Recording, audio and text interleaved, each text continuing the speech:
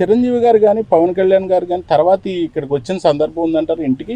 వచ్చారండి. చిరంజీవి గారు కూడా మొన్న ఒక సినిమాలోనే ఆయన కాలు బెనికించుకోండి ఒక యాక్సిడెంట్ గా గోండా సినిమా ఏదోని ఆ టైంలో ఇక్కడ వచ్చి చిరంజీవి గారు కూడా కొన్నాళ్ళు గడిపారు. ఇక్కడ 10-15 రోజుల వరకు గడిపారండి. 10-15 రోజుల వరకు గడిపారండి చిరంజీవి గారు. ఇక్కడ పవన్ కళ్యాణ్ గారు వచ్చారండి. పవన్ కళ్యాణ్ గారు కూడా వచ్చారండి. వచ్చి వెళ్ళేవారు చూసేవారు. తర్వాత ఆయన పార్టీ పెట్టిన తర్వాత కూడా జనసేన పార్టీ పెట్టిన తర్వాత 2-3 సార్లు విజిట్ చేశారండి. ఆయన వచ్చి ఇక్కడికి వచ్చి విజిట్ చేశారు.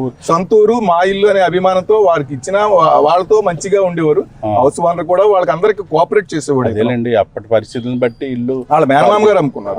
ఇచ్చారు. వాళ్ళ మేనమామ గారు ఇల్లు కదా, వాళ్ళ ఇల్లు కాదు, సొంత ఇల్లు, నేటివ్ ప్లేస్. వాళ్ళ మేనమామ గారు అమ్ముకున్నారు, చిరంజీవి గారు కాదు. చిరంజీవి గారి సంబంధం లేదు సార్. ఇప్పుడు ఇక్కడ గ్రంథాలయం కూడా ఒకటి దానికి చిరంజీవి గారి పేరే పెట్టారు. అది ఏంటంటే ఫండ్ ఇచ్చారంటారు దానికి. చిరంజీవి గారు ఇక్కడ అభిమానులు అందరూ ఉన్నారు కదండి.